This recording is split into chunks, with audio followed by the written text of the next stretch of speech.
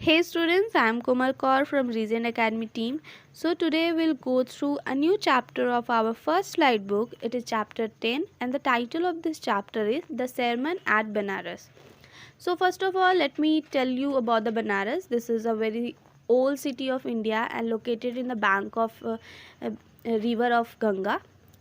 And this place is a religious, lots of religious factors are there. And sermon, what does a sermon mean here? A religious lecture.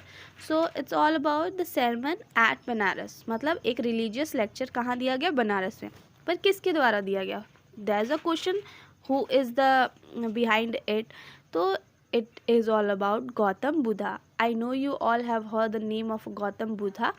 He was a king, he was the prince, and then after he just became the founder of Buddhism. Buddha religion के वो founder बने. But how he has become that founder of the Buddhism? So we gonna read the text and will get to know about that. Gautam Buddha began life as a prince name Siddharth Gautama.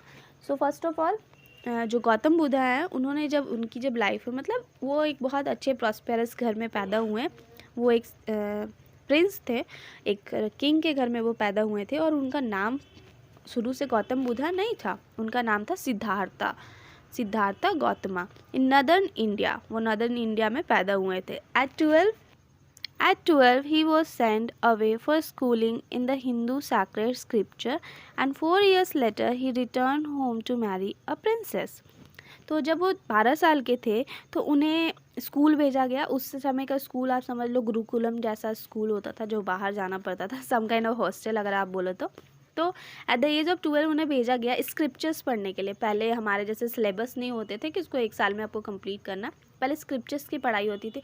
Now you ask me what is scriptures. So you know about the Vedas and all. So all Vedas, ये सब scriptures होते हैं जो religious study होती है, वो करने के लिए उन्हें बाहर भेजा गया.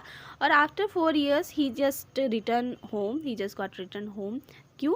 अब उनकी शादी होने वाली थी एक प्रिंसेस से, इसलिए. They had a son and lived for 10 years as a befitted royalty. At about the age of 25, the prince heretofore sheltered from the suffering of war. While out hunting, changed out a sick man, then an aged man, and then a funeral procession. So अब क्या हुआ? अब 10 साल उन्होंने, मतलब उनकी शादी हो गई. Then he just blessed with a son. उनका एक बेटा हुआ जिनका नाम उन्होंने राहुल रखा. और उसके बाद उन्होंने 10 साल एकदम अच्छे से रॉयल्टी वाली लाइफ जो है, एकदम अच्छे से रॉयल्टी वाली लाइफ उन्होंने जी. लेकिन एट द एज ऑफ 25, अभी मतलब वो 16 की उम्र में उन्होंने शादी की लगभग. एंड 10 साल उन्होंने आराम से जिया. And this is the age of 25 now. उस एज में आकर उनको क्या हुआ कि वो थोड़ा सा दूसरे टाइप, कभी कभी सोच होता है ना हमारी दूसरी तरफ शिफ्ट हो जाती है. उनकी सोच थोड़ी डिफरेंट तरफ शिफ्ट हो गई. किस चीज़ को लेके? सफरिंग को लेके, वर्ल्ड की सफरिंग को लेके, कि सफरिंग है क्या, ये होती क्यों है. तो ये उन्हें क्यों हुआ? वाइल हंटिंग, वो हंटिंग पे गए हुए थे. तो बाई चांस उन्हें इनकाउंटर हुआ किससे? एक सिक मैन से. एक मैन था जो बहुत ज़्यादा सिक था, बहुत ज़्यादा कमज़ोर था. पहले उन्होंने उनको देखा, फिर वो कुछ देर आगे गए, फिर उन्होंने क्या देखा? एक एज्ड मैन, एक अच्छा खासा उम्रदार आदमी. फिर उसने एक देखा एक funeral.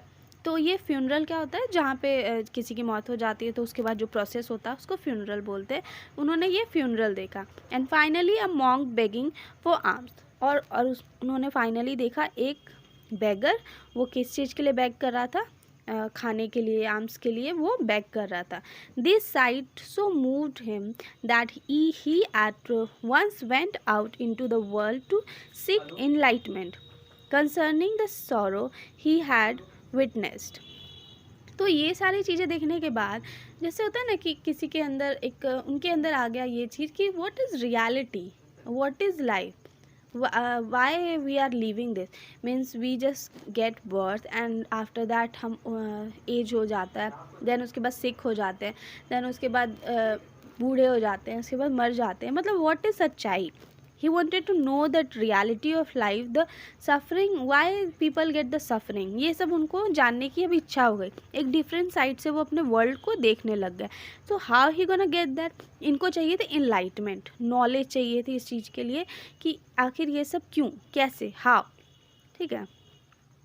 He wandered for 7 years and finally sat down under the peepal tree, where he vowed to stay until enlightenment came. तो 7 साल, सोचो, he was a prince, he had everything, whatever he wanted, he can do anything, he can just order anything, but except that उतना royalty वाली life छोड़ के उन्होंने ये decide किया he will go for the enlightenment, वो knowledge के लिए जाएंगे, सर्च करेंगे दुनिया में नॉलेज है क्या, मतलब ये सच्चाई है क्या। तो इसके लिए वो निकल गया, अपने घर से निकल गए, और 7 लॉन्ग ईयर्स, समझ लीजिए, बिना किसी रॉयल्टी, बोले किसी भी, अगर तुम्हारे अंदर डिटर्मिनेशन आए, किसी के भी अंदर डिटर्मिनेशन आए तो वो कुछ दिन के लिए रहता है, 1 हफ्ता, 1 साल, ठीक है, 2 साल, लेकिन इनके अंदर कितना, इन्होंने अपनी पूरी ज़िंदगी ही दे दी उस चीज़ के लिए। इतना हैवी डिटर्मिनेशन उनके अंदर आया कि वो 7 साल पूरी दुनिया में घूमते रहे। घूमते घूमते वो एक पीपल ट्री के अंडर में बैठ गए।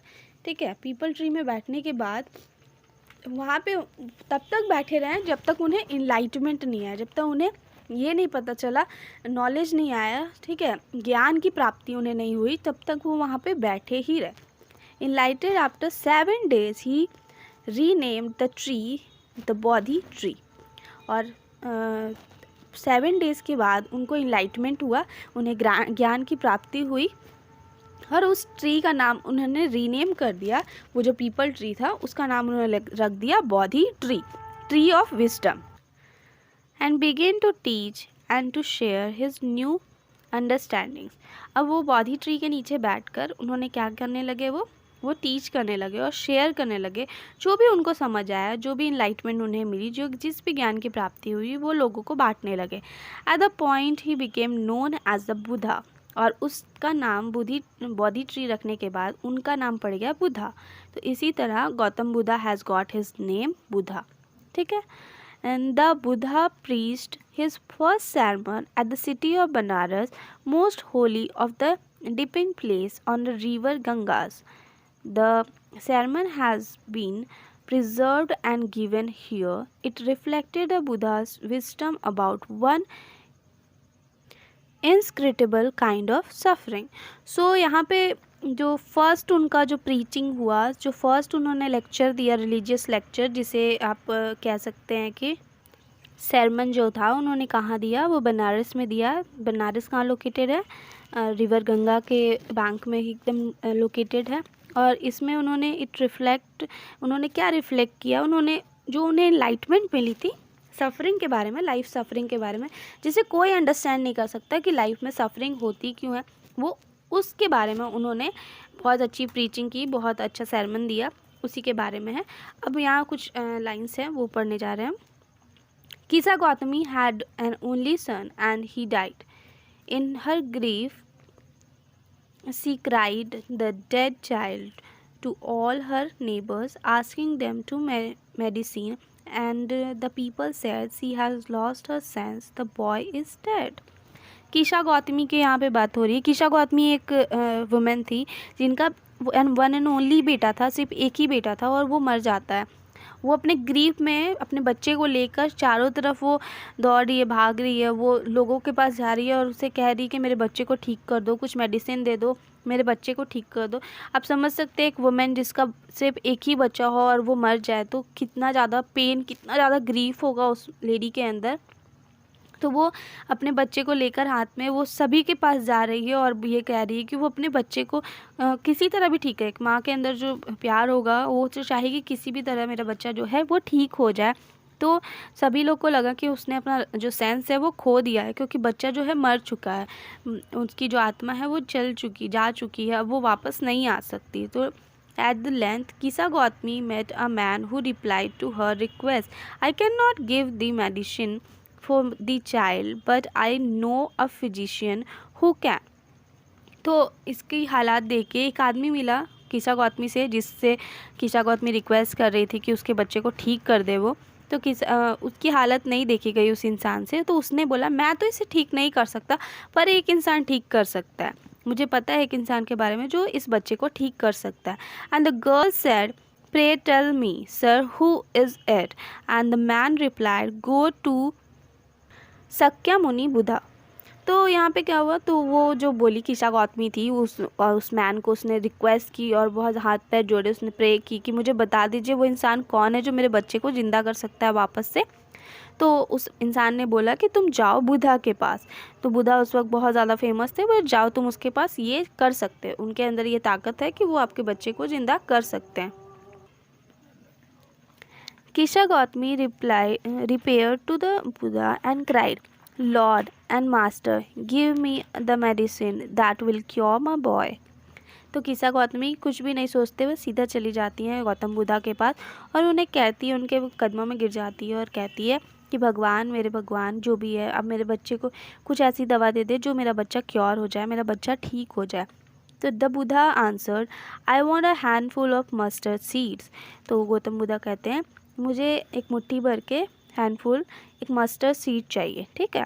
मस्टर्ड सीड मतलब सरसों के दाने समझ लीजिए आप।